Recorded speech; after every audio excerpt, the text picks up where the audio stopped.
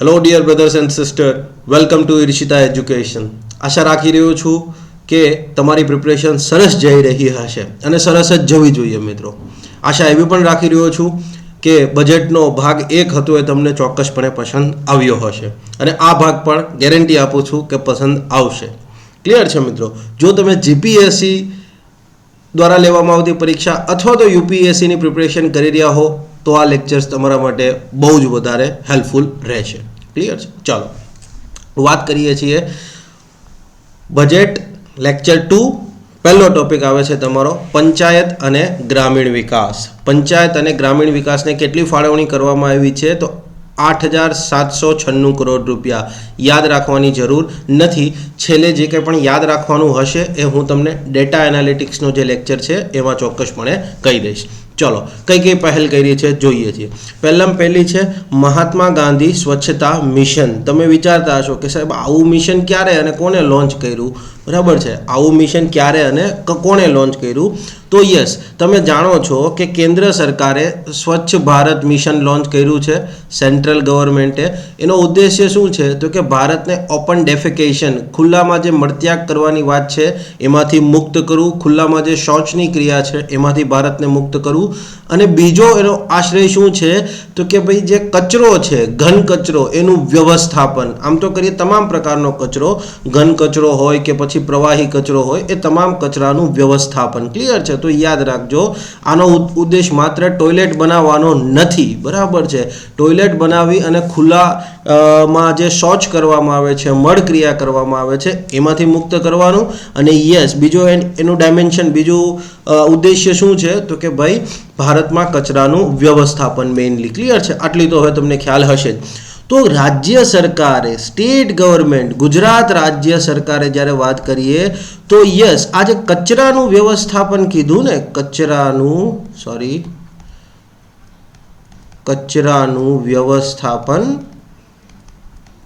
ભાઈ મારી જોડણીઓમાં ક્યાંય ભૂલ નીકળે તો જવા દેજો પ્લીઝ. બરાબર છે? યસ, કચરાનું વ્યવસ્થાપન કરવાની વાત કીધી તો એના સંદર્ભમાં ગુજરાત રાજ્ય સરકાર દ્વારા એક મિશન હાથ ધરવામાં આવ્યું હતું, તો પહેલ કરવામાં આવી હતી. એ જ પહેલ છે મહાત્મા ગાંધી સ્વચ્છતા મિશન. ક્લિયર છે? મહાત્મા ગાંધી સ્વચ્છતા મિશન છે એ રાજ્ય સરકારની પહેલ છે અને એનો ઉદ્દેશ્ય શું છે? તો કે રાજ્યના જે ગામડાઓ છે, ગામડાઓ અને શહેરોમાં શું કરવાનું છે? તો કે ભાઈ કચરાનું વ્યવસ્થાપન. ક્લિયર છે? કચરાનું વ્યવસ્થાપન, મેનેજમેન્ટ ઓફ વેસ્ટ, કચરાનું વ્યવસ્થાપન કરવાને ઉદ્દેશ્ય સાથે આ મિશન લોન્ચ કરવામાં આવ્યું છે. Yes, okay. બજેટમાં શું જાહેરાત કરવામાં આવી છે? તો આ મિશન અંતર્ગત એક એવી જોગવાઈ છે કે જે ગ્રામ પંચાયતો છે એને કંઈક ગ્રાન્ટ આપવામાં આવે છે. ગ્રામ પંચાયત દ્વારા ગામડામાં ઘરે ઘરેથી જે ઘન કચરો એકત્રિત કરવામાં આવે છે. ખાસ યાદ રાખજો, ગ્રામ પંચાયત દ્વારા, તમે જો સિટીમાં રહેતા હશો, માનો કે ગાંધીનગર અથવા અમદાવાદ કે રાજકોટમાં રહેતા હશો, તો તમારા જે મ્યુનિસિપલ કોર્પોરેશન હશે એની ગાડી તમારે ત્યાં કચરો લેવા આવતી હશે. તો આ રીતે ગામડામાં જે કોઈ પણ રીતે ઘરેથી ડોર ટુ ડોર ઘન કચરો એકત્રિત કરવામાં આવે છે. કદાચ ગાડી ન પણ આવતી હોય, મેન્યુઅલી કલેક્ટ કરવામાં આવતો હોય, પણ જે કંઈ પણ રીતે ઘન કચરો એકત્રિત કરવામાં આવે છે તો યસ, આ ઘન કચરાને એકત્રિત કરવાની વાત છે એમાં રાજ્ય સરકાર પંચાયતોને કંઈક ગ્રાન્ટ આપે છે. રાજ્ય સરકાર પંચાયતોને ગ્રાન્ટ આપે છે. કેમ ગ્રાન્ટ આપે છે? તો કે ભાઈ પંચાયત દ્વારા ગામડામાં ઘરેથી જે કચરો એકત્રિત કરવાનો છે, યસ, એ હેતુથી આ ગ્રાન્ટ આપે છે. આ ગ્રાન્ટ કેટલી આપે છે? તો ગામના વ્યક્તિ દીઠ 2 રૂપિયા જેટલી ગ્રાન્ટ આપવામાં આવતી હતી. વ્યક્તિ દીઠ કેટલી? તો કે મહિને 2 રૂપિયા ગ્રાન્ટ આપવામાં આવતી હતી. માનો કે કોઈ ગામની વસ્તી છે એ 5,000 છે, તો મહિને એ ગામની ગ્રામ પંચાયતને કેન્દ્ર સરકાર 10,000 રૂપિયા આપતી હતી. કેમ? તો કે ભાઈ આ ઘન કચરો એકત્રિત કરવા માટે. ક્લિયર છે? માસિક ગ્રાન્ટ 2 રૂપિયા પર વ્યક્તિ દીઠ. ક્લિયર છે? તો આ ગ્રાન્ટને હવે રાજ્ય સરકારે બમણી કરી અને પ્રતિ વ્યક્તિ 4 રૂપિયા કરવાનો નિર્ણય લીધો છે. ક્લિયર છે? ગ્રાન્ટ 2 રૂપિયા હતી એને હવે 4 કરી દેવામાં આવશે. મતલબ કોઈ ગામની વસ્તી 5,000 હતી તો યસ, પંચાયતને પહેલાં 10,000 રૂપિયા મળતા હતા મહિને, હવે એ જ પંચાયતને બરાબર છે 20,000 રૂપિયા મળશે. ક્લિયર થઈ ગઈ વસ્તુ. તો ખાસ યાદ રાખજો, મહાત્મા ગાંધી સ્વચ્છતા મિશન છે એનો ઉદ્દેશ્ય શું છે તો કે કચરા વ્યવસ્થાપન સાથે સંકળાયેલી બાબત છે. અને યસ, એ ગામડાઓ અને શહેરો બંનેમાં લાગુ કરવામાં આવ્યું છે. પણ યસ, ગ્રાન્ટની વાત કરી તો માત્ર ગ્રામ પંચાયતોને જ આનો લાભ મળશે. ક્લિયર છે, ભૂલાય નહીં. બમણી કરવામાં આવી છે, પ્રતિ વ્યક્તિ દીઠ 2 રૂપિયા આપવામાં આવતી એને હવે 4 કરી દીધા છે. ક્લિયર છે. નેક્સ્ટ, મુખ્યમંત્રી સામુદાયિક આવાસ યોજના ગ્રામીણ ક્ષેત્રમાં લાગુ છે માટે સિમ્પલી ગ્રામીણ કાઉન્સમાં લખેલું હશે. જો મિત્રો તમે ગામડામાં રહેતા હશો, બરાબર છે, તો તમને ચોક્કસપણે ખ્યાલ હશે કે ગામડામાં જે લોકો પાસે રહેવા માટે ઘર નહોતું, રહેવા માટેનું રહેઠાણ નહોતું, તો રાજ્ય સરકાર એને શું કરતી હતી? પ્લોટની ફાળવણી કરતી હતી. રાજ્ય સરકાર એમને ગામની અંદર પ્લોટની ફાળવણી કરતી હતી. કોણ? તો કે રાજ્ય સરકાર, સંવેદનશીલ સરકાર પ્લોટની ફાળવણી કરતી હતી. અને કદાચ જો તમે કદાચ સાંભળ્યું હશે ને તો કદાચ કહેતા હશે 100 વાર જગ્યા અથવા 100 વારના પ્લોટ મળે છે. આવું જો તમે સાંભળ્યું હશે, ગામડાના હશે એમને ચોક્કસપણે ખ્યાલ હશે કે 100 વાર જમીન સરકાર જે છે એ આવા લોકોને આપતી હતી કે જેની પાસે રહેવા માટે રહેઠાણ નહોતું. હવે એ વ્યક્તિ શું કરે ત્યાં? તો કે ભાઈ મકાનનું બાંધકામ કરે. મકાન જે છે મકાનનું બાંધકામ કરે. એમાં પણ જે કાંઈ પણ સહાય સરકાર આપી શકતી હોય, બરાબર છે, વ્યક્તિ લાયક હોય તો એ સહાય પણ સરકાર આપતી હતી. આટલી વસ્તુ તો તમને સમજાય ગઈ. ઓકે, હવે આ યોજનાના અનુસંધાનમાં સરકારે એક મહત્વનો નિર્ણય લીધો છે. સીધું હું તમને આ નિર્ણય કહી દઉં ને મિત્રો તો તમને ખ્યાલ ના આવે, માટે મેં તમને આટલી બેઝિક વસ્તુઓ કહેવી જરૂરી છે. કેવું થતું હતું કે આ જે 100 વારની ફાળવણી છે એ ગામડામાં જે ગામતળની જમીન હોય, ગામની અંદરની જમીન હોય એમાં આપવામાં આવતી હતી. પણ વર્ષોથી આ રીતે જ્યારે પ્લોટની ફાળવણી કરવામાં આવે તો આજે કેટલાક ગામડા એવા છે કે ત્યાં ગામતળ હેઠળ કોઈ જમીન જ નથી રહી. તો આ લોકોને આપવું શું સરકારે? ગામની બહાર જમીન ખેતરમાં તો આપી ના શકાય, ગામના સીમાડાઓમાં તો આપી ના શકાય. તો સરકારે એક સરસ નિર્ણય લીધો છે. શું? તો કે જે કોઈ પણ ગામડા જે છે કે ત્યાં ગામતળ હેઠળ જમીન હવે બહુ ઓછી રહી છે અથવા તો રહી નથી, તો આવા લોકોને, બરાબર છે, તમે મકાન કઈ રીતે ફાળવશો? પહેલાં તો તમે પ્લોટ ફાળવી દેતા હતા, લોકો મકાન બનાવી લેતા હતા. તો હવે શું કરવું? ગામ હેઠળ તો જમીન નથી, સીમમાં તો જમીન આપી શકાય નહીં.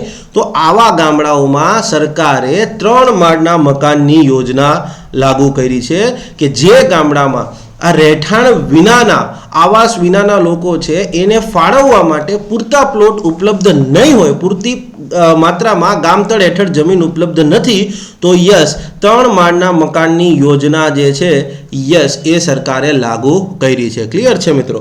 ઓકે, આ 3 માળની યોજના છે એ બેઝિક ગામડામાં ઇન શોર્ટ તમે 3 માળના મકાનો જોશો અને આવા રહેઠાણ વગરના લોકો હશે, યસ, એમને ફાળવવામાં આવશે. આ વસ્તુ તો સમજી ગયા. પણ કયા ગામડાઓમાં લાગુ પડશે? તો એક યાદ રાખવા જેવું એ છે કે 10,000થી વધુ વસ્તી ધરાવતા મોટા ગામડાઓમાં જ આ યોજના લાગુ પડશે. ક્લિયર છે? MCQ તરીકે આ વસ્તુ પૂછાઈ શકે. પહેલાં તો ગામતળ હેઠળ જમીન પૂરતી ઉપલબ્ધ ન હોવી જોઈએ અને યસ, એમાંય પાછું આ ગામડું 10,000થી વધુની વસ્તી ધરાવતું હોવું જોઈએ. ક્લિયર છે? આવી જ બીજી એક યોજના છે મસીહા યોજના, આવશે ત્યારે આગળ વાત કરીશું.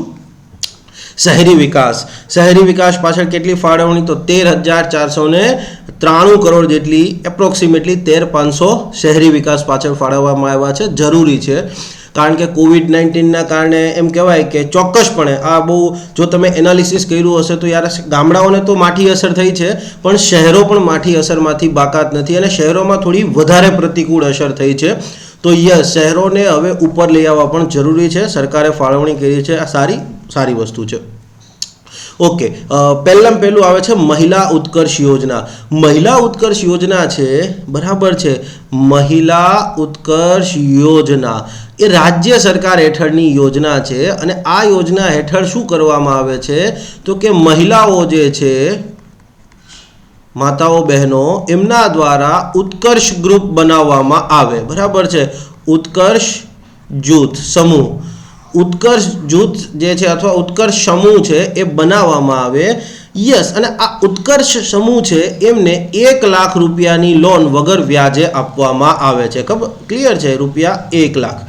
મહિલા ઉત્કર્ષ યોજના જે છે એ બેઝિકલી શું છે, રાજ્ય સરકારની યોજના છે અને યસ એમાં મહિલાઓને વ્યક્તિગત રીતે નથી આપવામાં આવતી, વ્યક્તિગત રીતે મહિલાને નહીં, કોઈ એક મહિલાને નહીં, પણ મહિલાઓનું એક ઉત્કર્ષ ગ્રુપ બનાવવામાં આવ્યું હોય એમાં 1 લાખ રૂપિયાનું ધિરાણ જે છે એ એમને આપવામાં આવે છે અને સંપૂર્ણપણે વ્યાજ રહિત હોય છે. બેઝિકલી આમનો ઉદ્દેશ્ય એવો છે કે મહિલા કોઈ ગૃહ ઉદ્યોગ છે અથવા તો કોઈ કોટેજ ઇન્ડસ્ટ્રી છે એવા કોઈ પણ આર્થિક ઉપાર્જનની ક્રિયા જે છે એ કરી શકે કે મહિલાઓને પણ આવક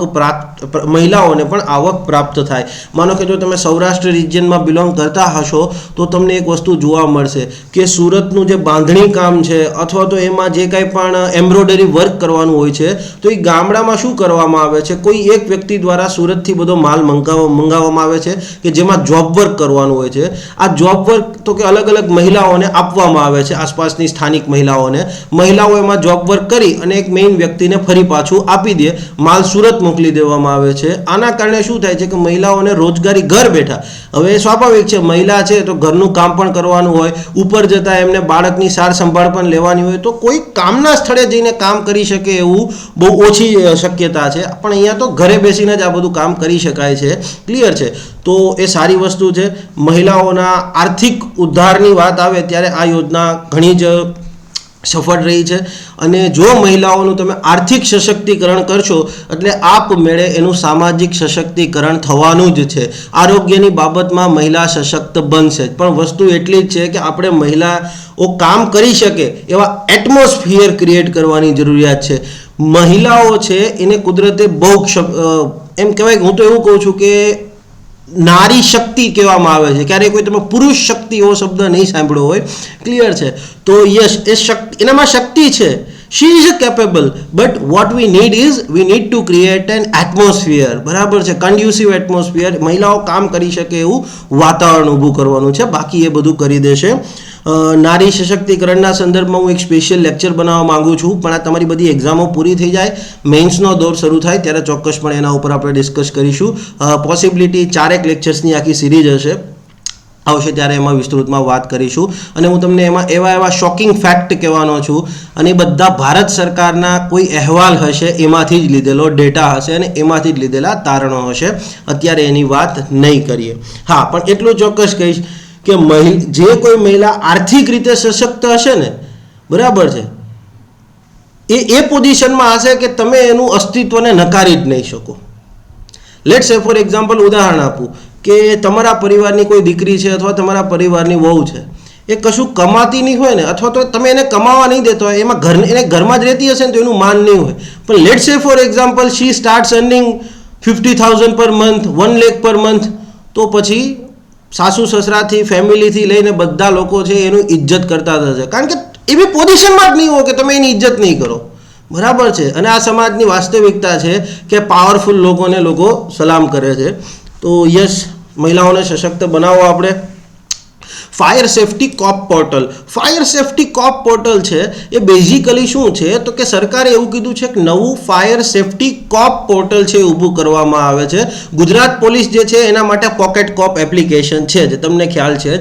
તો યસ, ફાયર સેફટીના અનુસંધાનમાં પણ એક સ્પેશિયલ પોર્ટલ ઊભું કરવામાં આવશે. આ પોર્ટલનો ઉદ્દેશ્ય શું છે તો કે ફાયર સેફટીના જે ઓફિસરો છે એને તાલીમ પણ આપવામાં આવશે અને યસ, એમને પ્રમાણપત્રો પણ એનાયત કરવામાં આવશે. કઈ રીતે કરશે એ હજી કંઈ સરકારે સ્પષ્ટ કર્યું નથી. ક્લિયર છે? વધારે માહિતી આવવાની બાકી છે. નેક્સ્ટ છે મેટ્રો લાઇટ અને મેટ્રો નિયો. તમે બધાએ કેન્દ્રીય બજેટ 2021-22માં સરકારે એક જાહેરાત કરી હશે, તમને ખ્યાલ છે જ. ક્લિયર છે? યસ, જ્ઞાન લાઈવમાં જે મેં લેક્ચર લીધા છે એમાં આના વિશે મેં વિસ્તૃત સમજણ આપી છે. ક્લિયર છે? જ્ઞાન લાઈવ, યસ, એની યુટ્યુબ ચેનલમાં બજેટના લેક્ચર્સ છે, આપ જોઈ શકો છો. એમાં મેં સરકારે જાહેરાત કરી છે કે પરંપરાગત મેટ્રોથી નવીન પ્રકારની એવી 2 નવી મેટ્રો ટેકનોલોજી, મેટ્રો લાઇટ અને મેટ્રો નિયો જે છે એ ભારતના નાના શહેરો છે, બરાબર છે, તો જે મેગા સિટી નથી, યસ, એમાં લોન્ચ કરવામાં આવશે. સમજો, પરંપરાગત મેટ્રો છે ને એ અતિ ખર્ચાળ છે અને એમાં બહુ સમય લાગી જાય છે. ક્લિયર છે? કારણ કે જમીન સંપાદનથી લઈ અને બહુ કમ્બરસમ પ્રોસેસ છે. તો સરકારે શું કીધું, અને પરંપરાગત મેટ્રો જે છે એ ઉપર જતા નાના સિટીઝમાં બનાવી પણ ના શકાય, કારણ કે ઘાટ કરતાં ઘણામણ મોંઘું થઈ જાય. તો સરકારે શું કીધું, કાંઈ વાંધો નહીં, પરંપરાગત મેટ્રોથી અલગ એવી એના જેવી જ મેટ્રો લાઇટ અને મેટ્રો નિયો ટેકનોલોજી છે, એની મદદથી આપણે દેશના જે મધ્યમ કદના સિટીઝ જે છે એમાં પરિવહનની સુવિધા પૂરી પાડીશું. વિસ્તૃતમાં મેં ત્યાં વાત કરી છે, આપ જોઈ શકો છો. તો યસ, હવે આપણે માટે ગુજરાત બજેટમાં શું જાહેરાત કરવામાં આવી છે, તો કે આ મેટ્રો લાઇટ અને મેટ્રો નિયો ટેકનોલોજી છે, યસ, એના વાળી ટ્રેનો છે રાજ્યના કયા કયા શહેરોમાં દોડાવવામાં આવશે, તો કે વડોદરા, રાજકોટ, ભાવનગર અને જામનગર. ક્લિયર છે. ઓલરેડી ગુજરાતના 2 સિટીઝ જે છે અમદાવાદ, ગાંધીનગર આમ ગણો તો, અને બીજો છે સુરત, અહીંયા મેટ્રોની કામગીરી ચાલુ છે. ક્લિયર છે. આ તો પરંપરાગત મેટ્રો છે, યસ. બટ આ જે નાના સિટીઝ છે, એટલીસ્ટ આની સામે તો નાના જ કહેવાશે, તો ત્યાં આપણે મેટ્રો લાઇટ અને મેટ્રો નિયો જેવી નવીનતમ ટેકનોલોજી વાળી સુવિધા પૂરી પાડવામાં આવશે. ક્લિયર છે. ઇટ ઇઝ પરફેક્ટલી ઓકે અહીંયા. બટ ઓકે, ચાલો, આ 4 MCQ તરીકે આ 4 વસ્તુ તમને આવી શકે. ક્લિયર છે. ઓકે, અને હું માનું છું ત્યાં સુધી જે આપણી STIની પરીક્ષા ગઈ એમાં કેન્દ્રીય બજેટમાંથી કંઈ ખાસ હતું નહીં. પોસિબિલિટી દાસા સાહેબે GPSC 1-2 માટે જ બચાવી રાખ્યું હશે કે 2 બજેટમાંથી કંઈક પૂછીએ અને છોકરાઓને મજા કરાવીએ. ક્લિયર છે. ઓકે મિત્રો, તમે જાણો જ છો કે ઈર્ષિતા UPSC GPSCનો GPSC 1-2ની એક્ઝામને લઈને સ્પેશિયલ કરંટ અફેર્સનો વિડીયો કોર્સ જે છે એ લોન્ચ કરવામાં આવ્યો છે. આ વિડીયો કોર્સ છે એમાં તમને મંથ વાઇઝ કરંટ અફેર્સ આપવામાં આવી રહ્યું છે. ઓક્ટોબરથી લઈ જૂન સુધીનું કરંટ ઉપલબ્ધ કરાવવામાં આવશે. જેમ જેમ સમય જશે એમ કેન્દ્ર સરકાર અને ગુજરાત સરકારના બંને બજેટની વાત છે, એમાં 15મા નાણાં પંચની ભલામણો પણ કરી દીધી છે, અને ઇકોનોમિક સર્વેના પણ લેક્ચર્સ તમને ઉપલબ્ધ કરાવવામાં આવશે. જો તમે 1-2ની પરીક્ષા આપવાના હો, RFOની આપવાના હો કે DYSO હોય, અને એનાથી પણ વિશેષ IAS IPSની આપણે જે સિવિલ સર્વિસ પ્રિલિમિનરી એક્ઝામ છે, યસ, એ આપવાના હો, બરાબર છે, તો તમને ચોક્કસપણે આ લેક્ચર્સ હેલ્પફુલ થશે. એની વેલિડિટી 1 જુલાઈ 2021 સુધી છે. જે રીતે તમે બીજી એપ્લિકેશનો ડાઉનલોડ કરો છો એ જ રીતે પ્લે સ્ટોરમાં જે અહીંયા તમારે એપ્લિકેશન ડાઉનલોડ કરવાની છે. ફેસબુકમાં જેમ તમે સાઇનઅપ કરો છો એમ સાઇનઅપ કરી દો, તમારું યુઝર ID પાસવર્ડ જનરેટ કરી લો, ફાઇનલી કોર્સમાં જઈ અને તમે કોર્સની ખરીદી કરી શકશો. ક્લિયર છે મિત્રો? ઓકે, ચાલો. કોસ્ટ એની કેટલી છે, તો કે ઓનલી 499 રૂપીસ જે છે એ એની કોસ્ટ છે. તમને કોઈ આ વસ્તુને લઈને પ્રશ્ન હોય તો તમે આ નંબર પર ફોન પણ કરી શકો છો. અને ઉપર જતાં કોઈ વિદ્યાર્થી મિત્રને એમ લાગતું હોય કે ભાઈ મારે પહેલાં જોવો છે કોર્સને પછી પરચેસ કરવો છે, તો પણ તમે એપ્લિકેશન ડાઉનલોડ કરી લો. ત્યાં તમે એપ્લિકેશન ડાઉનલોડ કરશો એટલે કોર્સની અંદર દરેક મહિનાનો ઓક્ટોબર, નવેમ્બર, ડિસેમ્બર, જાન્યુઆરી, ફેબ્રુઆરી, ક્લિયર છે, દરેક મહિનાનો એક લેક્ચર તમને ફ્રીમાં ફ્રી કન્ટેન્ટ તરીકે ઉપલબ્ધ કરી દેવામાં આવ્યો છે. જુઓ, પરખો, સમજો અને પછી ખરીદો. નેક્સ્ટ છે શ્રમિક કલ્યાણ અને રોજગાર વિભાગ હેઠળ 1502 કરોડ રૂપિયા ફાળવવામાં આવ્યા છે, અને આમાં ઘણી સારી યોજનાઓ લોન્ચ કરવામાં આવી છે. જોઈએ છીએ. પહેલી મેં હમણાં કીધું હતું થોડી વાર પહેલાં, મસીહા યોજના. મસીહા યોજનાનું ફૂલ ફોર્મ શું છે, તો કે મુખ્યમંત્રી ઔદ્યોગિક શ્રમ યોગી ઇન્ડસ્ટ્રીયલ હાઉસિંગ આવાસ યોજના. મુખ્યમંત્રી ઔદ્યોગિક શ્રમ યોગી અને industrial housing Awas Yojana. Gujarati English mix કર્યું છે. પોસિબિલિટી CM સાહેબને ટ્રિબ્યુટ આપ્યું હશે નીતિન કાકાએ યોજનાનું નામ આવું રાખીને, બરાબર છે. યસ, ઇન્ડસ્ટ્રીને ઔદ્યોગિક ના લખી શકાય, ઔદ્યોગિક આવાસ, ઔદ્યોગિક શ્રમ યોગી અને ઔદ્યોગિક આવાસ.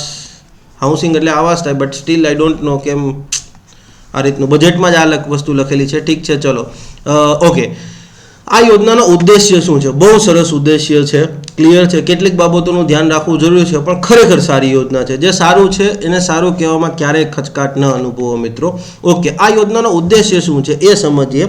તો તમને બધાને ખ્યાલ હશે, તમે કોઈ પણ સિટીઝમાં રહેતા હો, અમદાવાદ, વડોદરા, ભાવનગર, રાજકોટ, જામનગર, જુનાગઢ, જે ઇન્ડસ્ટ્રી આવેલી હશે એ તમારા સિટીથી બહાર આવેલી હશે. ઇન્ડસ્ટ્રી હશે એ તમારી જે માનવ વસાહતો હશે, હ્યુમન સેટલમેન્ટ હશે, ત્યાંથી બહાર જ આવેલી હશે. કેમ? તો કે ભાઈ ઔદ્યોગિક વસાહતો અને આપણે જે મેઇન સિટીઝ હોય છે એને બેને ભેગું ક્યારેય ન રાખી શકીએ.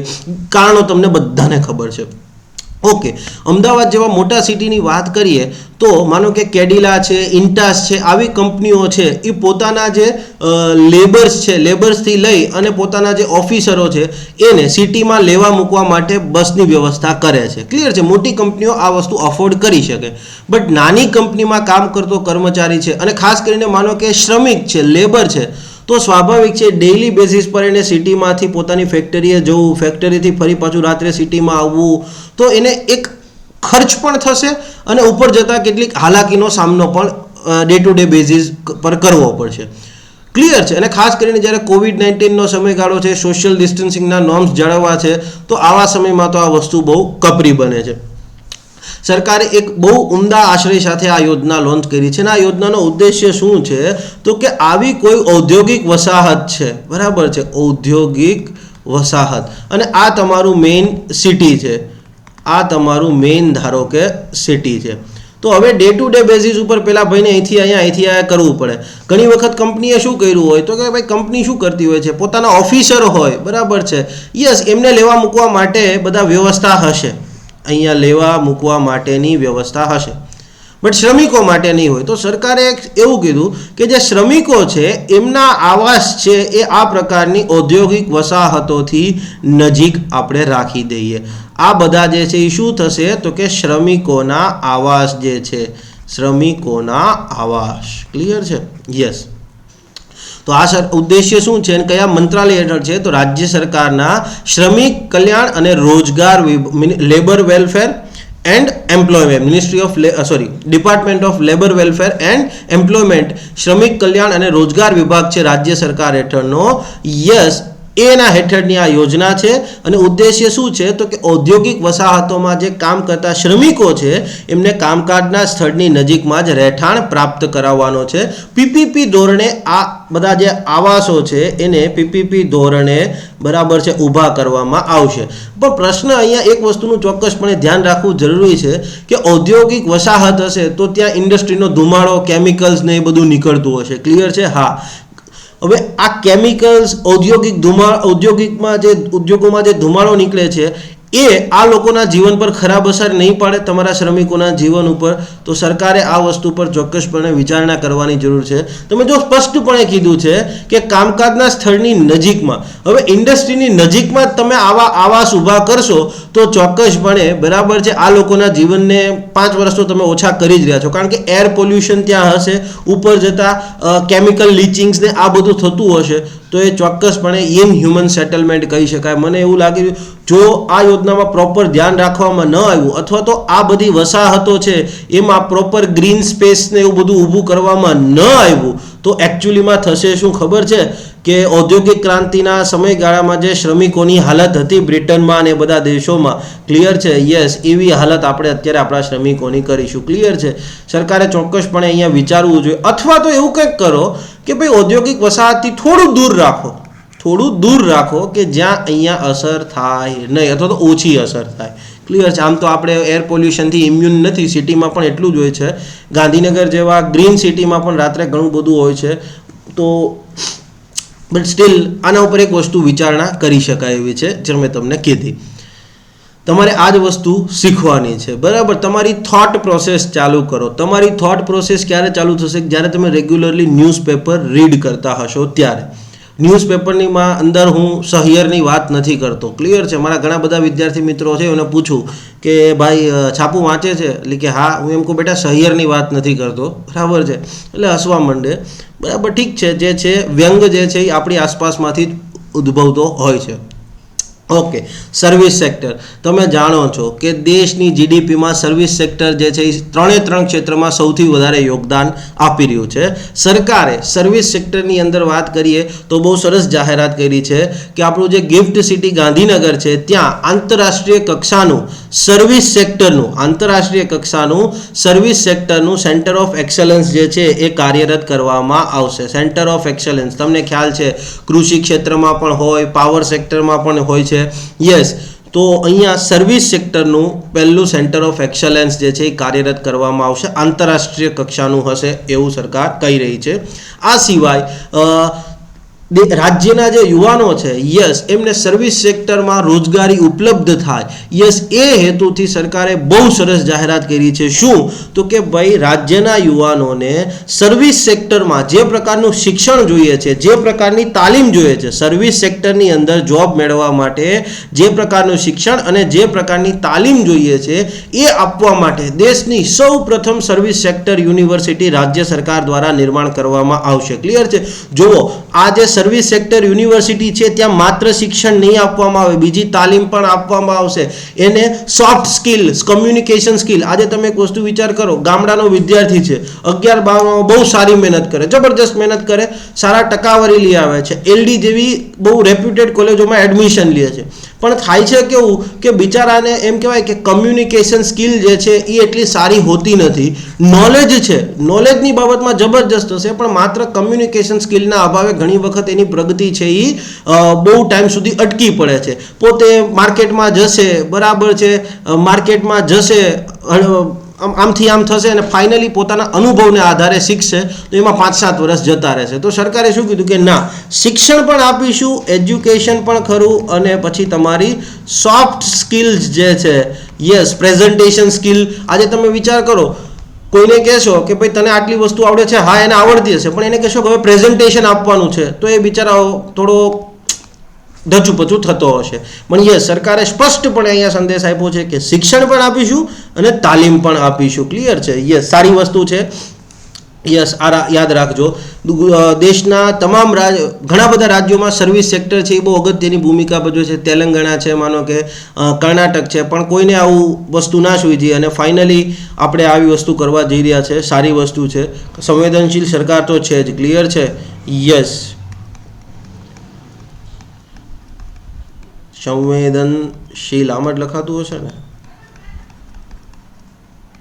આમાં કદાચ જોડણીમાં કંઈ હોય તો જોઈ લેજો ક્લિયર છે યસ આરએનબી માર્ગ અને વિકાસ વિભાગ બરાબર છે 11,185 કરોડ યાદ રાખવાની જરૂર નથી ઓકે માર્ગ અને મકાન વિભાગમાં કેટલીક વસ્તુ એક એમસીક્યુ તરીકે પૂછાઈ શકે તમને બધાને ખબર છે કે અમદાવાદ મુંબઈ જે બુલેટ ટ્રેન પ્રોજેક્ટ છે બરાબર છે યસ કેટલા રૂપિયાનો પ્રોજેક્ટ છે તો કે 1.10 લાખ કરોડ 1.10 લાખ કરોડનો આ પ્રોજેક્ટ છે આ પ્રોજેક્ટ છે એ કોની વચ્ચે છે તો કે જાપાન યસ અને ભારત જાપાન છે એ 80% ફંડ આપવાનું છે અને એના લેખે 88,000 કરોડ રૂપિયા છે બરાબર છે જાપાન આપી રહ્યું છે બાકીનો જે કંઈ પણ ખર્ચ થવાનો છે 22,000 કરોડ જેટલો 20% બરાબર છે 22,000 કરોડ રૂપિયા જે છે એ ભારત આપવાનું છે આ 22,000 કરોડ છે એમાંથી કેટલો હિસ્સો ગવર્મેન્ટ ઓફ ઇન્ડિયા આપશે મોટાભાગનો હિસ્સો અને અમુક હિસ્સો છે એ ગુજરાત અને મહારાષ્ટ્ર જે છે યસ એમની સ્ટેટ ગવર્મેન્ટ રાજ્ય સરકારે આપવો પડશે આ તો આપણને ખ્યાલ છે જ ઓકે આ તમને એટલા માટે કહેવું પડ્યું કે એક વસ્તુ તો ઘણા લોકોને ખ્યાલ નહોતો કે ભાઈ બે રાજ્ય સરકારે પણ કંઈક ફંડ આપવાનું છે ક્લિયર છે પોસિબિલિટી તમને આ વસ્તુ નહીં દેખાતી હોય મારો પેલું આવી ગયું હશે તો હું તમને કોઈ વાંધો નહીં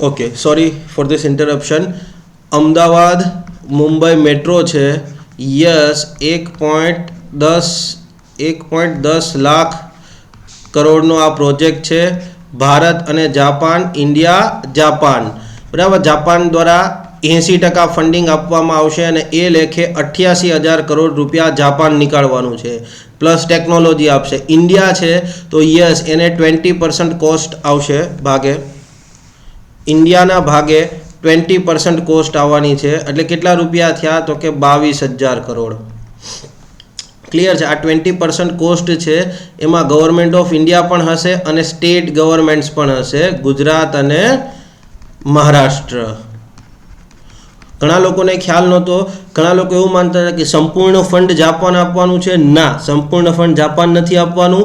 જે ફંડ ભારતે આપવાનું છે એમાં પણ ભારત સરકાર અને રાજ્ય સરકાર વચ્ચે વિનિયોગ થવાનો છે, અર્થાત રાજ્ય સરકારોએ પણ કંઈક ફંડ આપવાનું છે. આટલો તો તમને ખ્યાલ હશે. અને આ રૂપિયા છે એ સોફ્ટ લોન સ્વરૂપે આપવામાં આવ્યા છે. Soft loan. સોફ્ટ લોન એટલે શું મિત્રો? કે એનો વ્યાજનો દર બહુ ઓછો હોય. આ કિસ્સામાં આપણને 0.1% દરે બરાબર છે લોન આપવામાં આવી છે. ક્લિયર છે? ઓકે, ચલો આટલી વસ્તુ તો જોઈ ગયા. MCQ શું પૂછાઈ શકે? તો કે આ બજેટમાં વર્ષ 2021-22નું જે બજેટ છે એ બજેટમાં ગુજરાત રાજ્ય સરકારે પોતાનો જે હિસ્સો આપવાનો છે એ હિસ્સાના ભાગરૂપે 1500 કરોડ રૂપિયાની ફાળવણી કરી છે. ક્લિયર છે? ક્વેશ્ચન MCQ તરીકે આવી જાય કે Ahmedabad Mumbai bullet train project માટે સરકારે નાણાકીય વર્ષ 2021-22માં કેટલા રૂપિયાની ફાળવણી કરી છે, આ પૂછાઈ શકે. બરાબર છે? તો આ યાદ તમારે રાખવાનું છે. ઓકે, નેક્સ્ટ જે છે એ મેં જેમ બજેટમાં આપ્યું છે એ જ મુજબ આમાં લખ્યું છે. શું કીધું છે સરકારે? વિધાનસભાની સદસ્ય નિવાસ સમિતિ વિધાનસભાની સદસ્ય નિવાસ સમિતિની ભલામણ અનુસાર ગાંધીનગર ખાતે નવું સદસ્ય નિવાસ સંકુલ બનાવવામાં આવશે. મિત્રો, તમે વર્તમાનમાં જે MLA ક્વાર્ટર્સ જુઓ છો ને, વર્તમાનમાં જે કોઈ પણ MLA ક્વાર્ટર્સ જુઓ છો, બરાબર છે, એ કદાચ હું માનું છું ત્યાં સુધી એક મિડલ ક્લાસ વ્યક્તિ હોય ને એના સપનામાં પણ એવું ઘર ન હોય, બરાબર છે, અથવા એના સપનામાં પણ એવો ફ્લેટ ન હોય એવી હાલતમાં છે અત્યારે. મતલબ સારી હાલતમાં, જે એક મિડલ ક્લાસ વ્યક્તિ વિચારી નથી શકતો એટલા સારા ફ્લેટ છે, બરાબર છે, સારા નિવાસ છે. અને હવે સરકાર એવું કહી રહી છે, મતલબ સમિતિએ એવી ભલામણ કરી કે ભાઈ આપણે નવું સદસ્ય નિવાસ સંકુલ બનાવવું જોઈએ, અને સરકારે હા પણ પાડી.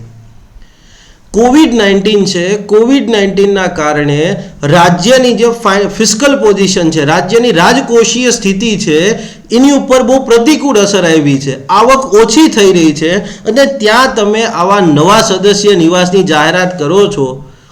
થઈ શું રહ્યું છે સ્ટેટની અંદર? ચોક્કસપણે આપણે વિચાર કરવો જોઈએ. ને હું તો પર્સનલી એમ કહેવાય કે એવું વ્યક્તિત્વ ધરાવે, એવું મંતવ્ય ધરાવું છું કે આ નવા સદસ્ય નિવાસ માટેની કોઈ જ જરૂરિયાત નથી.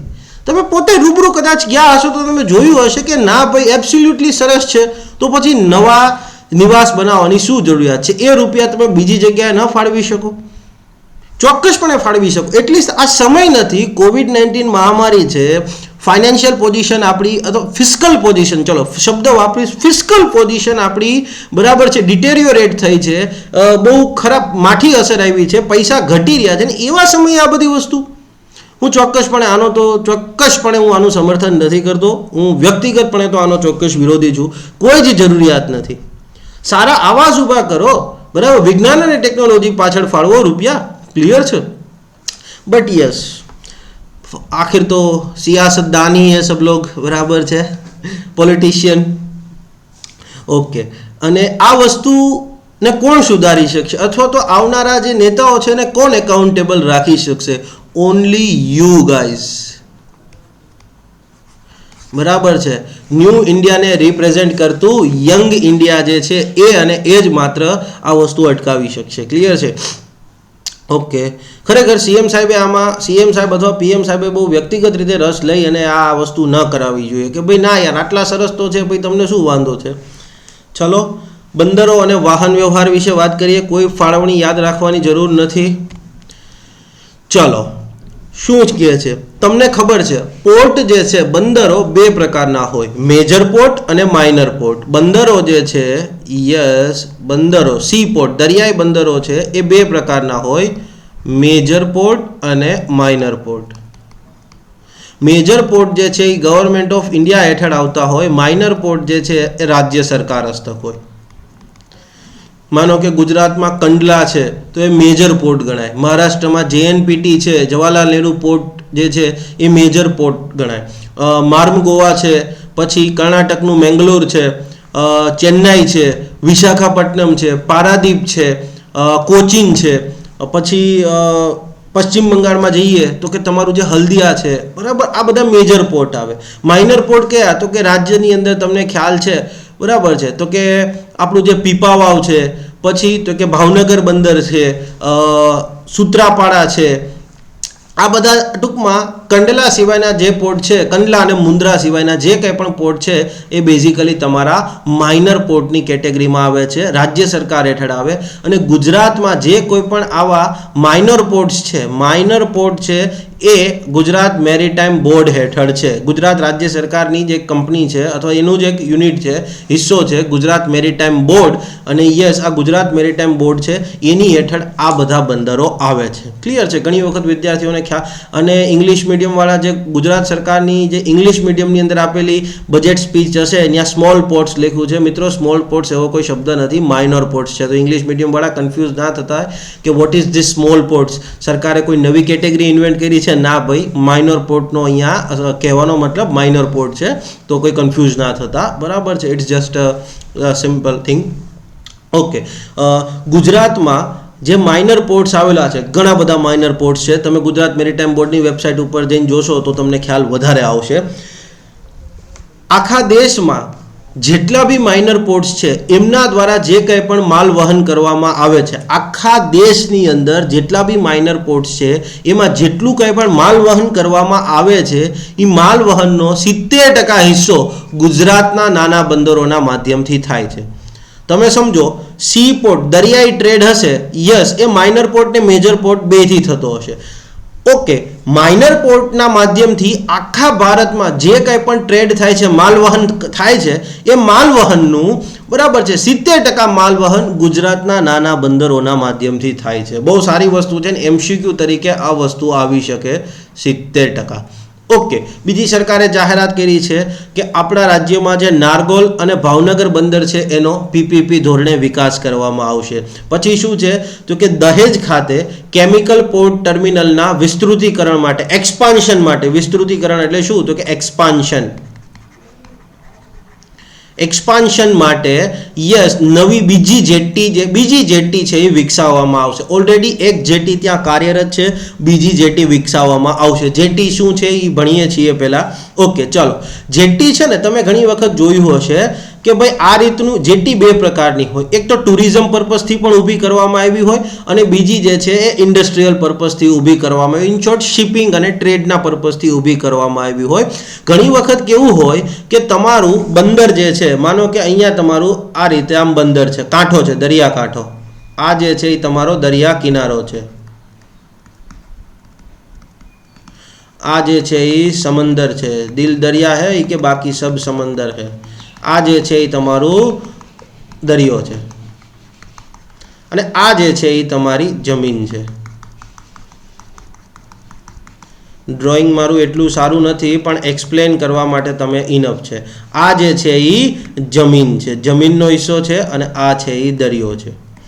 હવે એવું થાય છે, સમજવા માટે લઈ લો કે અહીંયા જે છે આ પાર્ટ જે છે ત્યાં ઊંડાઈ એટલી નથી, ઊંડાઈ જે છે ઓછી છે. આના કારણે શું થાય, આટલી મોટી જે શીપ છે, આવી જે મસ્ત મોટી શીપ જે છે, મસ્ત મોટા જહાજો છે, એમને જો આવવું હોય તો એક લિમિટથી વધુ ઊંડું પાણી જોઈએ, નકરે એન્કરેજની ફેસિલિટીઝ ના મળે. બરાબર છે? પછી તમારે બ્રાવો એન્કરેજ કરાવવું પડે. બરાબર, એના પર ચર્ચા નહીં કરીએ. બટ યસ, ઊંડાઈ છે એક લિમિટથી વધારે હોવી જોઈએ. અહીંયા ઊંડાઈ ઓછી છે. તો હવે શું કરશો તો કે સિમ્પલી આ જે કિનારી છે, દરિયા કિનારો છે, જમીન છે, ત્યાંથી શું કરવામાં આવે ખબર છે? આ રીતે દરિયામાં આખું એક લાંબુ સ્ટ્રક્ચર ઊભું કરી દેવામાં આવે. હવે શું થઈ શકે, માનો કે અહીંયા સુધી ઊંડાઈ નથી પણ અહીંયાથી ઊંડાઈ વ્યવસ્થિત મળે છે. જરૂરી છે એટલી ઊંડાઈ આ વિસ્તારમાં ઉપલબ્ધ છે. જરૂરી જે છે શીપ માટે, મોટા શીપ માટે, એ ઊંડાઈ અહીંથી ઉપલબ્ધ છે. તો આખી અહીંયા જેટ્ટી ઊભી કરી દેવામાં. આ જે ઊભું કરવામાં આવ્યું ને કોન્ક્રીટનું ઇન્ફ્રાસ્ટ્રક્ચર, આ છે તમારી જેટ્ટી. હવે થશે શું મિત્રો તો કે સિમ્પલી કશું નહીં થાય. આ જે શીપ હશે, બધા જે શીપ આવશે એ સિમ્પલી અહીંયા પોતાનું બરાબર છે લંગર નાખી દેશે.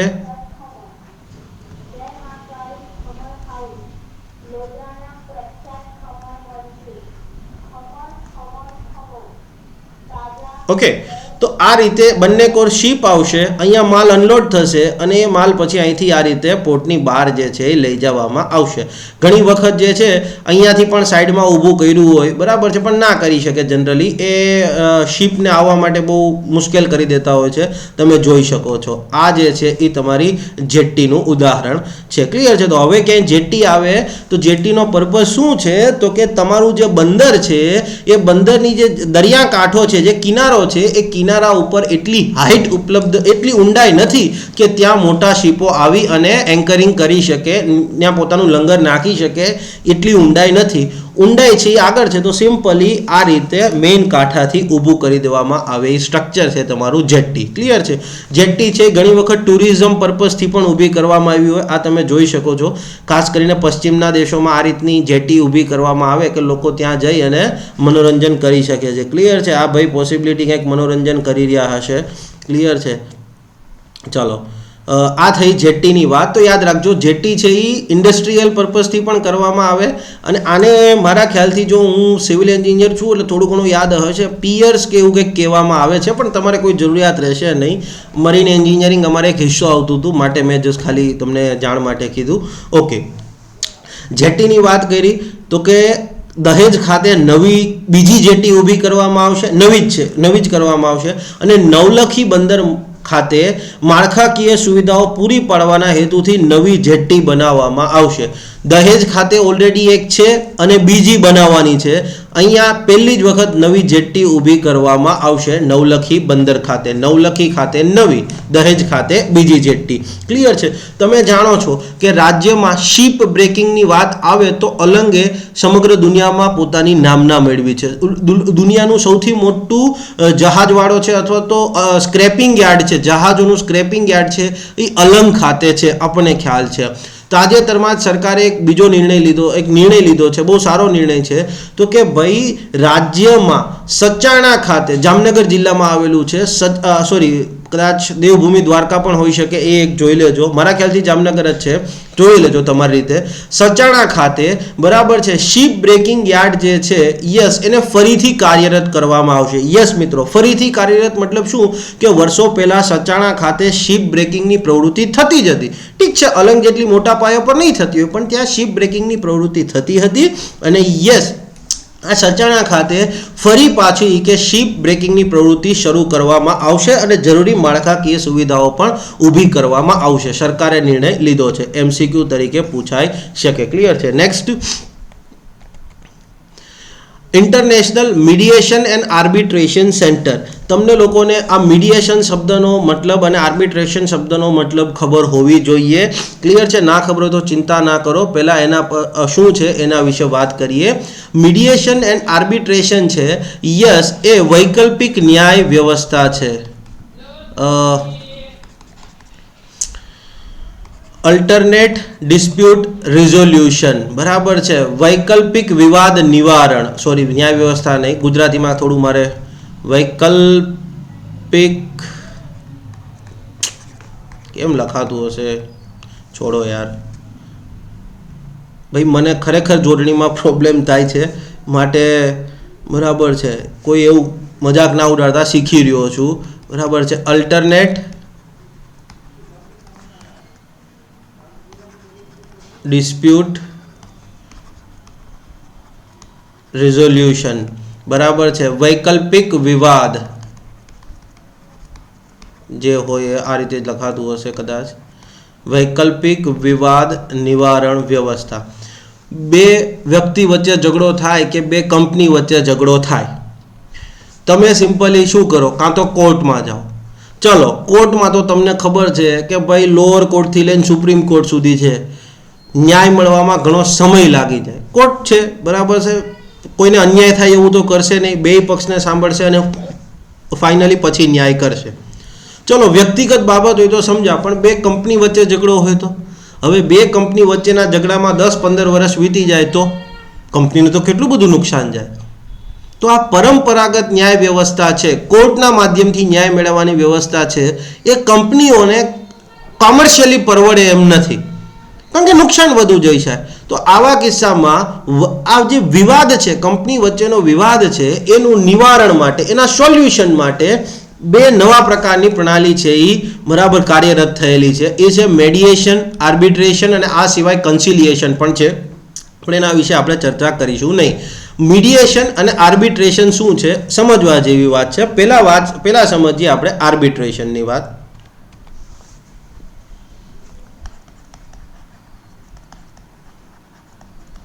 આર્બિટ્રેશન શું છે? ધારો કે બે પાર્ટી છે, પાર્ટી એ અને બીજી પાર્ટી છે એ પાર્ટી બી. હવે એમની વચ્ચે કોઈ વિવાદ થયેલો છે, કોઈ મેટરને લઈને વિવાદ છે. આર્બિટ્રેશનનું જે કામ કરતા હોય બરાબર છે, એની સાથે સંકળાયેલી વ્યક્તિ છે એને આર્બિટ્રેટર કહેવાય. આર્બિટ્રેટર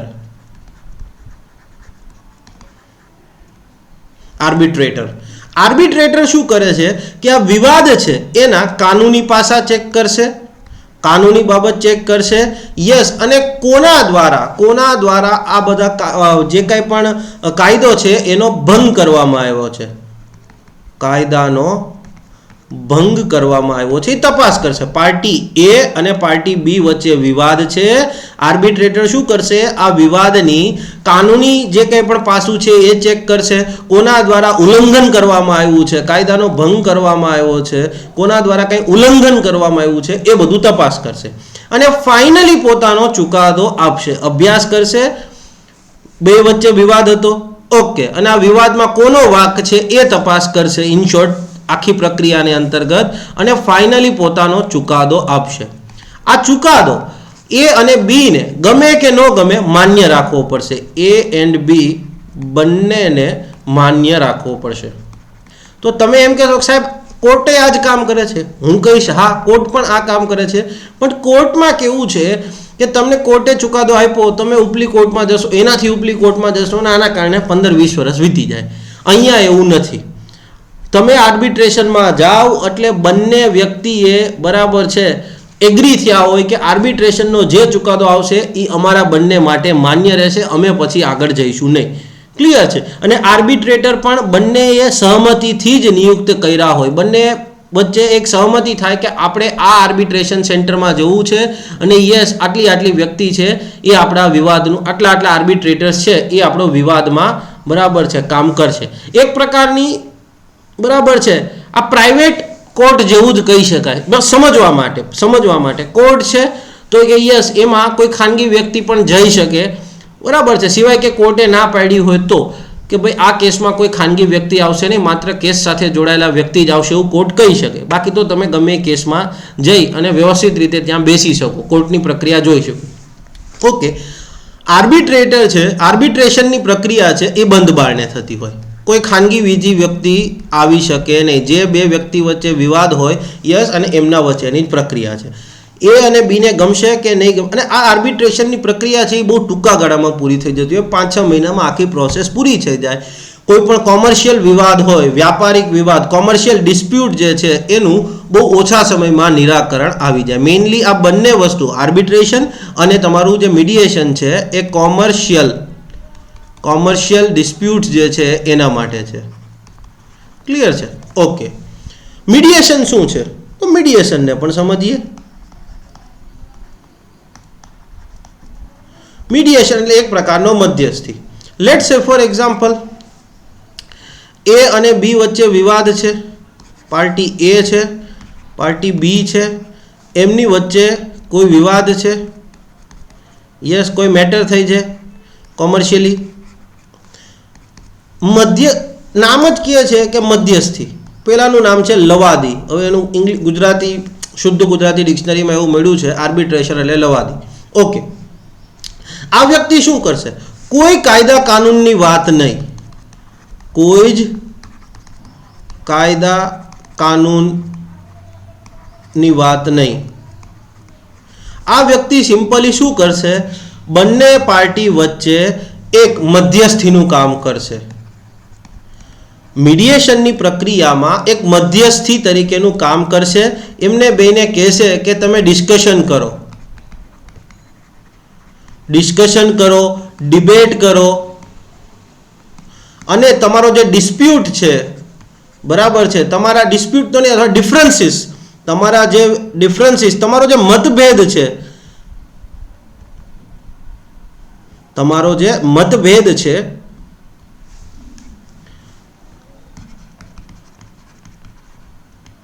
ડિફરન્સીસ જે છે તમારા મતભેદ છે એ મતભેદને ભાઈ એકબીજા ચર્ચા વિચારણા કરો અને ફાઇનલી એકબીજા તમારા મતભેદ છે એ પૂરા કરી દો. એને કંઈક બી હાથે વાંધો હશે કે ભાઈ તે મને આમ કીધું તું નાને મને એવું તો ના હોય આપણે કોમર્શિયલી કે એને કંઈક લાગતું હશે કે બીએ આ કામ નથી કર્યું, બીને એવું લાગતું હશે કે તમે તમારા કમિટમેન્ટ નથી કર્યા. ડિસ્કશન કરો, ડિબેટ કરો અને મતભેદ જે છે એ તમારા પૂરા કરો. મધ્યસ્થીની હાજરીમાં બધું થતું હોય તો મધ્યસ્થી સિમ્પલ ઇટ ઇઝ લાઈક કે તમારા બે ભાઈબંધ વચ્ચે ઝઘડો થાય છે અને તમે વચ્ચે બરાબર છે બેને મૈત્રી કરાવવાનું કામ કરો છો. મીડિયેશનની પ્રક્રિયા પૂરી થાય, મીડિયેશનમાં કોઈ ચુકાદો ના હોય. મેં કીધું જો અહીંયા કોઈ કાયદા કાનૂનની વાત નથી થતી, આ મ્યુચ્યુઅલી બરાબર છે બંને પરસ્પર સહમતિથી બરાબર ચર્ચા વિચારણા કરી અને બે બીજાના મતભેદ છે એનું નિરાકરણ લઈ આવશે. મધ્યસ્થી છે યસ એ જરૂરી નથી કે કાયદા કાનૂનનો જાણકાર હોય. યસ આર્બિટ્રેટર જે છે એ કાયદા કાનૂનનો જાણકાર હોવો જરૂરી છે. મધ્યસ્થીના કેસમાં એવું જરૂરી નથી. એક સારી કમ્યુનિકેશન સ્કિલ વાળો વ્યક્તિ જે છે એ મધ્યસ્થી બની શકે બરાબર છે. એને કાયદા કાનૂનનું નોલેજ હોય એ જરૂરી નથી. જેવો આ મતભેદ પૂરા થશે એટલે પહેલામાં શું આવતું હતું? ચુકાદો આવતો હતો. અહીંયા આર્બિટ્રેટર જે છે એ ચુકાદો આપતો હતો. અહીંયા ચુકાદો નહીં આપે બરાબર છે. સમાધાન થયા બાદ સમાધાન એ અને બી સમાધાન થયે બરાબર છે એક એગ્રીમેન્ટ કરશે, એક કરાર કરશે કે ભાઈ ચલો આપણે આ જીત્યું એ ભૂલી જાઓ બરાબર છે. સાંઈ બાબાનું નામ લઈ કે તો જે ભગવાનનું નામ લઈ કે આગળ વધીએ એ કે સમજણ પડી. અને આ પણ વસ્તુ જનરલી 5-6 મહિનામાં 3-4 મહિના 5-6 મહિનામાં પૂરી થઈ જતી હોય. મીડિયેશનના સંદર્ભમાં એટલા માટે જફા તો નહીં કર્યું, એટલા માટે આ મહેનત કરી ટૂંકમાં કે તમને ખબર છે તાજેતરમાં ભારત જે છે એ સિંગાપોર કન્વેન્શન ઓન મીડિયેશનનું સભ્ય બન્યું છે. અને એક વખત યુપીએસસી મેન્સમાં આર્બિટ્રેશન, કન્સિલિયેશન અને મીડિયેશનનો સવાલ પૂછાઈ ગયો છે 2-3 વખત પહેલાં. તો આ વખતે આપણી જે મેન્સ છે 1-2 મેન્સવાળા થોડુંક સમજી લેજો કે આ આર્બિટ્રેશન અને મીડિયેશનની પ્રક્રિયા શું છે, ક્લિયર છે, અને એનું મહત્વ શું છે. ખાસ કરીને વ્યાપારિક બાબતો છે બરાબર છે, ઇન્ડસ્ટ્રીયલ ડિસ્પ્યુટ જે છે, ઔદ્યોગિક રીતે કંઈ પણ કોમર્શિયલ ડિસ્પ્યુટ આના માટે શબ્દ પ્રયોગ કરવામાં આવે છે. યસ એમાં આનું મહત્વ છે. તો કે યસ ગુજરાતમાં સરકારે શું કીધું છે તો કે આપણી જે ગુજરાત મેરીટાઈમ યુનિવર્સિટી છે એમના દ્વારા ગિફ્ટ સિટી ગાંધીનગર ખાતે ઇન્ટરનેશનલ મેડિયેશન એન્ડ આર્બિટ્રેશન સેન્ટર ઊભું કરવામાં આવશે. ક્વેશ્ચન પૂછાય કે international mediation and arbitration centre જે છે એ કોના દ્વારા ઊભું કરવામાં આવશે? તો કે ગુજરાત મેરીટાઈમ યુનિવર્સિટી દ્વારા ઊભું કરવામાં આવશે. કેમ ઊભું કરવામાં આવશે? તો અહીંયા જો મેરીટાઈમ યુનિવર્સિટી કરી રહી છે તો હવે આ ઇન્ટરનેશનલ મીડિયેશન ને આર્બિટ્રેશન સેન્ટર કીધું છે એ કયા ક્ષેત્ર માટે હશે? તો મેરીટાઈમ ક્ષેત્રમાં. મેરીટાઈમ ક્ષેત્રની અંદર આવા કોઈ વિવાદો હશે તો એમાં મીડિયેશન આર્બિટ્રેશનની સુવિધા પૂરી પાડશે, અન્ય કાયદાકીય સુવિધાઓ પૂરી પાડશે, લીઝિંગ ભાડે આપવા સંબંધિત જે શીપ ભાડે આપવા સંબંધિત કામગીરી છે તો યસ આવી બધી સેવાઓ ત્યાં ઉપલબ્ધ રહેશે. મિત્રો ઇમ્પોર્ટન્ટ છે માટે આટલી ડિસ્કશન કરી, બાકી મને કોઈ જ એમાં હું સીધું આટલું તમને કહી શકતો હતો બરાબર છે. પણ યસ મેં તમને પહેલાં જ કીધું છે કે જીપીએસસી અથવા યુપીએસસીની એક્ઝામ છે ઇટ રિક્વાયર્સ અન્ડરસ્ટેન્ડિંગ બરાબર, સમજણ મહત્વની છે, નહીં કે રોટ લર્નિંગ. ગોખણપટ્ટી માટે બિલકુલ સ્થાન નથી, ક્લિયર છે. યસ તો યાદ રાખજો કોના દ્વારા અને એનો ઉદ્દેશ્ય શું છે તો કે કોના દ્વારા? ગુજરાત મેરીટાઈમ યુનિવર્સિટી દ્વારા international arbitration and mediation centre. ઉદ્દેશ્ય શું છે તો મેરીટાઈમ ક્ષેત્રમાં આંતરરાષ્ટ્રીય સ્તરની જે સેવાઓ છે, શિપ લીઝિંગની વાત હોય, મીડિયેશન આર્બિટ્રેશનની પ્રોસેસ છે કે અન્ય કોઈ લીગલ સર્વિસ છે એ પૂરી પાડવા માટે, ક્લિયર છે. આટલી વસ્તુ તો આપણે કરી રહ્યા છીએ તો હું ચોક્કસપણે એવું કહું છું કે રાજ્ય સરકારે હવે આપણી જે યુનિવર્સિટીઓ છે એમાં મીડિયેશન અને આર્બિટ્રેશન સંબંધિત કોર્સિસ જે છે એ લોન્ચ કરવા જોઈએ, ક્લિયર છે. મીડિયેશન અને આર્બિટ્રેશન સંબંધિત કોર્સ એટલા માટે કે તમે આ મીડિયેશન માટેની આખું સેન્ટર ઊભું કરવા જઈ રહ્યા છો આંતરરાષ્ટ્રીય કક્ષાએનું. હવે આંતરરાષ્ટ્રીય કક્ષાએ સેન્ટર ગુજરાતમાં ઊભું થાય છે પણ જે એક્સપર્ટ હશે એ પાછા તમારે બહારથી મંગાવવા પડશે તો એનો કોઈ મતલબ નથી. તમે લેટ સે ફોર એક્ઝામ્પલ સેન્ટર ઊભું કર્યું તો સ્વાભાવિક છે હોંગકોંગ સિંગાપોરનો કોઈ એક્સપર્ટ હશે અહીંયા નહીં આવે. શું કામ? એને કે ઓલરેડી ત્યાં આપણા કરતાં સારી આર્બિટ્રેશન ને મીડિયેશનની સુવિધા છે. તો અહીંયા તમારે જે હ્યુમન રિસોર્સિસ જે છે એ રાજ્યમાંથી ઊભા કરવા પડશે. અને એ ક્યારે ઊભું થશે? હ્યુમન રિસોર્સિસ ક્યાંથી ઊભા થાય? તો કે તમારા શિક્ષણ સંસ્થાનોમાંથી. શિક્ષણ સંસ્થાનો. તો આપણે આની ઉપર ભણાવવાનું કંઈક કરવું પડે.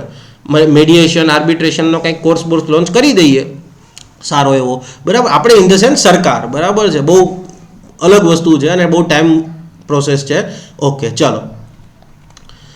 ઉર્જા અને પેટ્રોકેમિકલ્સ કોઈ એવી ઇમ્પોર્ટન્ટ વસ્તુ નથી માટે મેં લખી નથી. ક્લાઇમેટ ચેન્જ સરકારે 910 કરોડ ફાળવ્યા છે અને એક સરસ જાહેરાત કરી છે.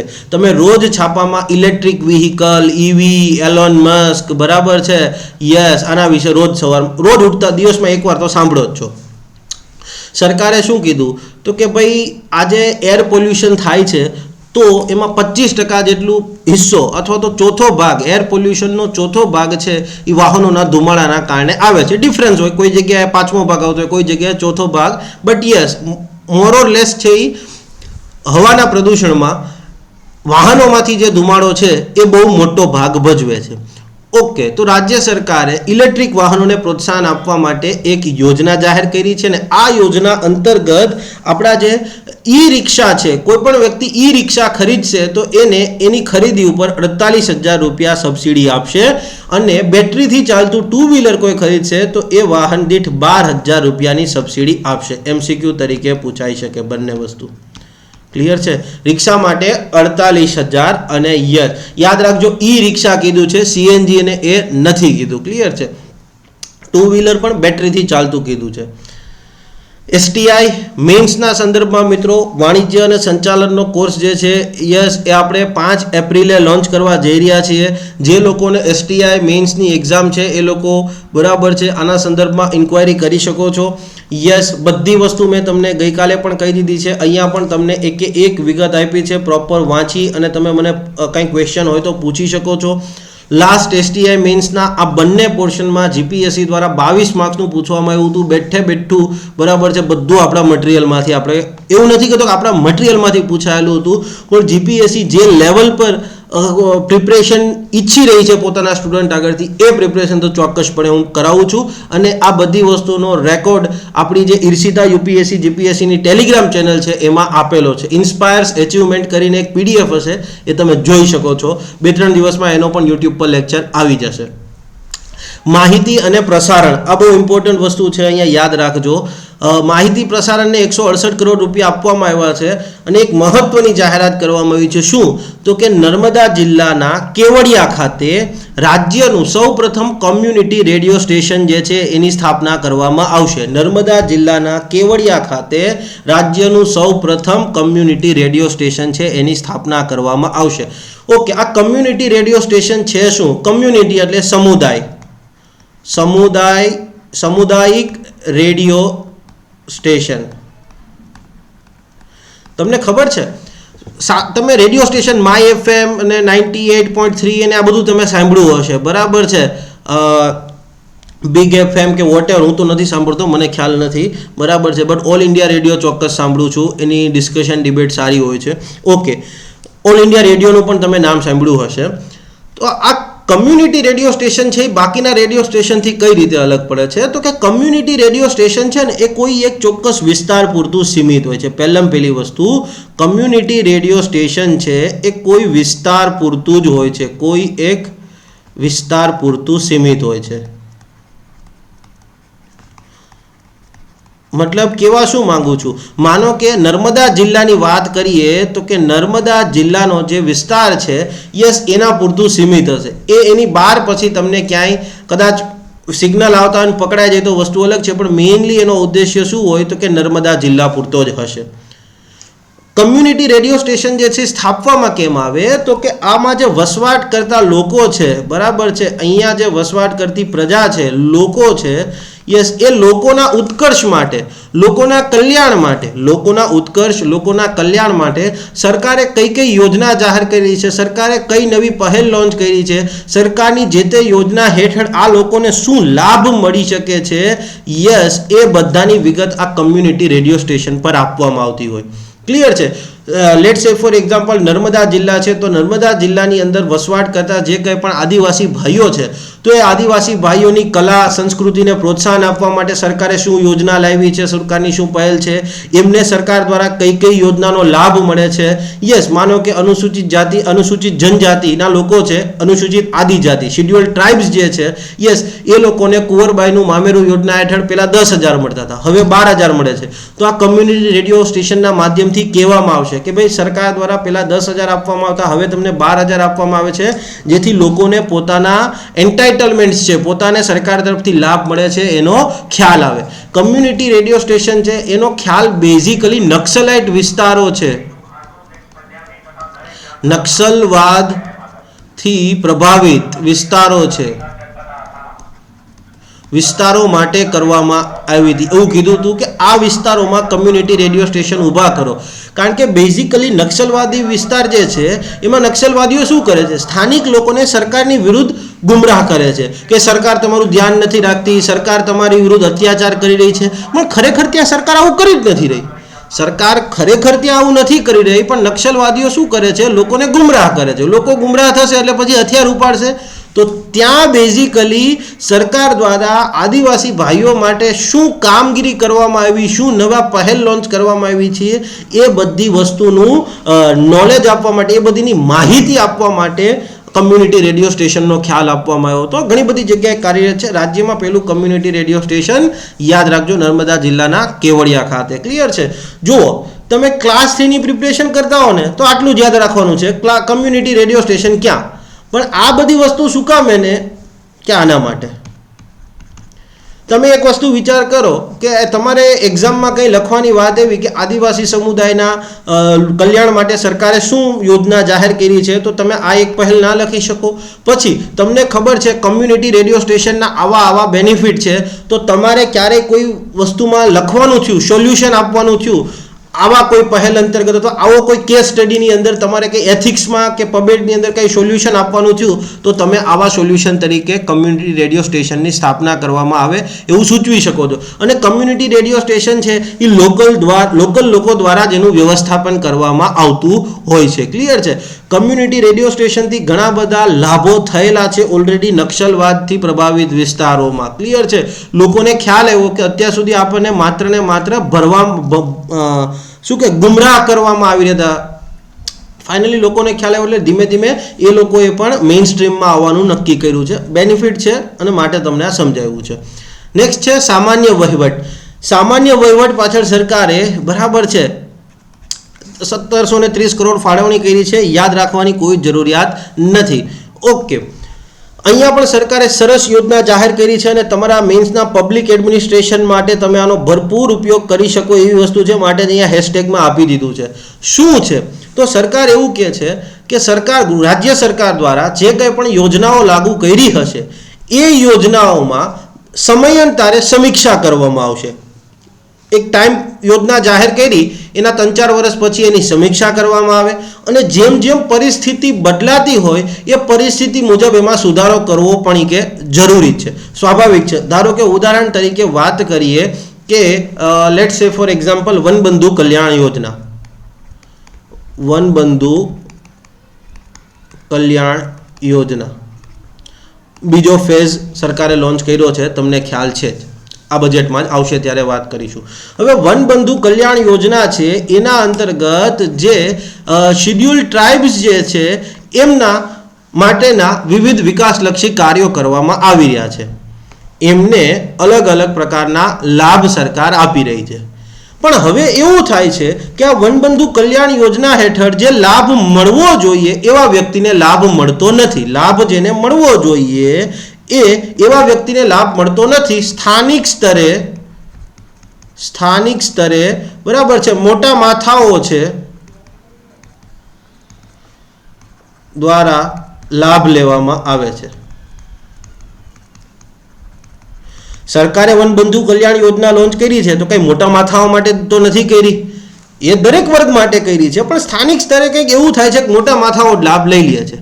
તો બેઝિકલી આ આ બધી વસ્તુનું એક પ્રકારનું ઓડિટ કરવામાં આવશે. આ અમલવારી થઈ રહી છે, યસ, એ અમલવારીમાં બરાબર છે આખો એક એનાલિસિસ સ્ટડી કરવામાં આવશે કે ભાઈ આમાં કેટલા લોકોને લાભ મળી રહ્યો છે, કેટલા લોકોને લાભ મળી નથી રહ્યો. લાભ મળી નથી રહ્યો તો એ કેમ નથી મળી રહ્યો? લોકો પોતે સામેથી લાભ નથી લેતા, કે લોકોને ખબર જ નથી, અથવા તો લાભ મેળવવામાં લોકોને શું મુશ્કેલી આવી રહી છે? તો આ બધાનો એક એનાલિસિસ કરીને રિપોર્ટ તૈયાર કરવામાં આવશે. રિપોર્ટ થઈ ગયો તૈયાર પછી સિમ્પલી સરકારને આપવામાં આવશે કે ભાઈ જુઓ, આપણે આ યોજના લોન્ચ કરી છે, એનો લાભ, પેલો એક નુકસાન એ છે કે મોટા માથાઓ લઈ જાય છે, જે લોકોને ખરેખર મળવો જોઈએ એને લાભ મળતો નથી.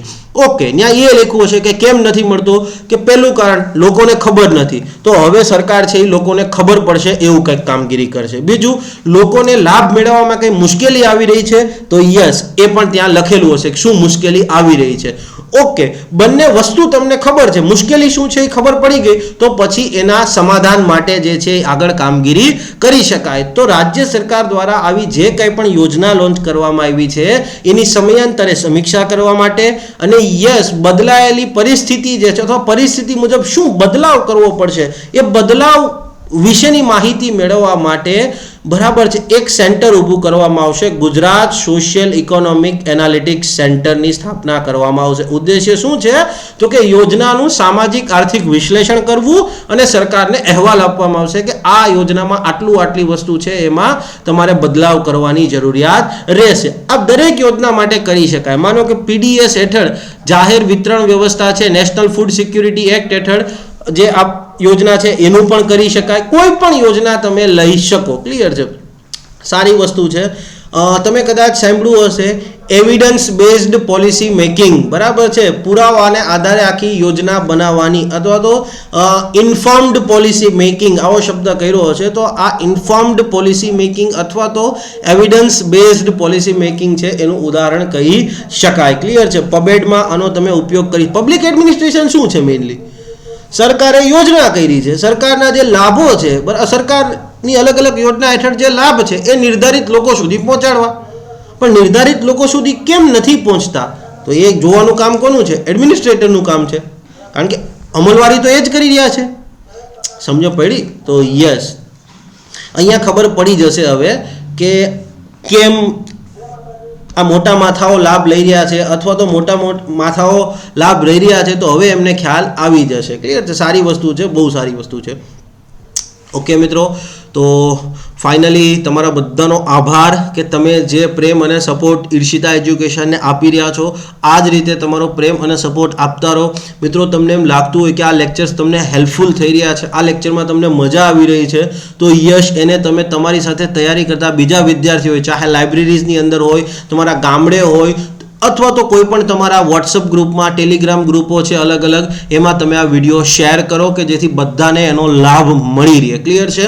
યસ, તમને ગમતો હોય આ રીતનું કન્ટેન્ટ અને આ જ પ્રકારનું અમેઝિંગ કન્ટેન્ટ તમને ભવિષ્યમાં પણ જોતું હોય તો સબસ્ક્રાઇબ કરી દો ચેનલ, કે જેથી તમને આવા કોઈ પણ વિડીયો આવે તો એ તરત એની નોટિફિકેશન મળી જાય. ઘણી વખત વિદ્યાર્થીઓને એવું થાય છે કે મેં મટીરિયલ તો મૂકેલું હોય છે, પણ બિચારાઓને એક્ઝામ પછી ખબર પડે, ને એક્ઝામ પછી હાથમાં આવે કે ઓહો, આ એક્ઝામ પહેલાં આવી ગયું હોત તો આપણને ઘણો બધો બેનિફિટ થઈ જાત. બરાબર? કદાચ પ્રિલિમ પાસ થઈ ગયા હોત અથવા મેન્સ પણ ક્લિયર થઈ ગયું, ઓછા માર્ક રહી ગયા હોય, એમ કે સર આપણું ક્લિયર થઈ જાત. તો પ્લીઝ આવું ના કરો. બરાબર? આજે તમે કોઈનું સારું વિચારશો અને શેર કરશો તો ઈશ્વર ચોક્કસપણે તમને એનો બદલો આપશે. ચોક્કસ ઈશ્વર તમને બેનિફિટ ક્લિયર આપશે ને આપશે જ. ક્લિયર છે? યસ, આ સંદેશ જે છે એ બધા અલગ અલગ સંતોનો હંમેશા માટે રહેલો છે, ચાહે પ્રમુખ સ્વામી મહારાજ હોય, સદગુરુ હોય, કે પછી શ્રી રવિશંકર હોય. ક્લિયર છે? ઓકે મિત્રો, લાસ્ટમાં માત્ર એટલું જ કહીશ, જય હિન્દ, જય જય ગરવી ગુજરાત. મારો દેશ, મારી પહેચાન, મારું રાજ્ય, મારું સ્વાભિમાન.